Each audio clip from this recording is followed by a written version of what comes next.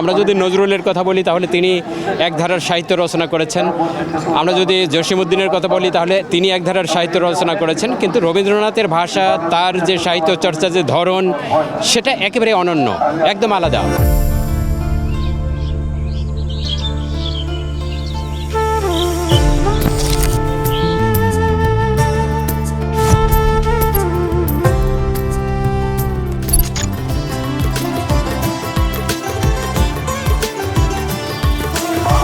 চর্চার জন্য তিনি নোবেল পুরস্কার পেয়েছেন, সেই মহান ব্যক্তিত্বের আজকে আমাদের ধন্যবাদ। রবীন্দ্রনাথ বাঙালি জাতির জন্য একটা বিরাট প্রাপ্তি। তিনি ক্ষণজন্মা একজন পুরুষ ছিলেন এবং সাহিত্যের এমন কোনো শাখা নাই যে শাখায় রবীন্দ্রনাথের পদচারণা ছিল না। রবীন্দ্রনাথ এরকমের একজন সাহিত্যিক, বাংলা ভাষাকে তিনি আসমানের একেবারে উপরে নিয়ে গেছেন। এই ধরনের একটা ঈর্ষণীয় সফলতা তিনি আমাদেরকে এনে দিয়েছেন, বাংলা ভাষাকে এনে দিয়েছেন। রবীন্দ্রনাথকে বাদ দিয়ে বাংলা ভাষায় আসলে ওই লেভেলের কোনো সাহিত্যিক আসলে হয়ে ওঠে নাই। আমরা কারোর সাথে তুলনা করার দরকার নাই।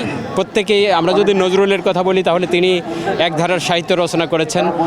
আমরা যদি জসিমউদ্দিনের কথা বলি তাহলে তিনি এক ধারার সাহিত্য রচনা করেছেন, কিন্তু রবীন্দ্রনাথের ভাষা, তার যে সাহিত্য চর্চার যে ধরন, সেটা একেবারে অনন্য, একদম আলাদা।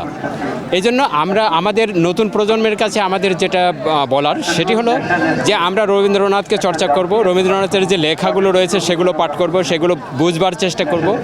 রবীন্দ্রনাথকে বাদ দিয়ে যদি আধুনিক সাহিত্যকে আমরা বুঝতে চেষ্টা করি তাহলে সেটা সম্ভব না। রবীন্দ্রনাথকে নিয়েই আমাদের চলতে হবে, রবীন্দ্রনাথকে নিয়েই আমাদের পড়াশোনা করতে হবে। তাহলে আমরা সাহিত্যের আসল ধারায় আমরা যেতে পারবো, আসল জায়গাতে আমরা পৌঁছতে পারবো।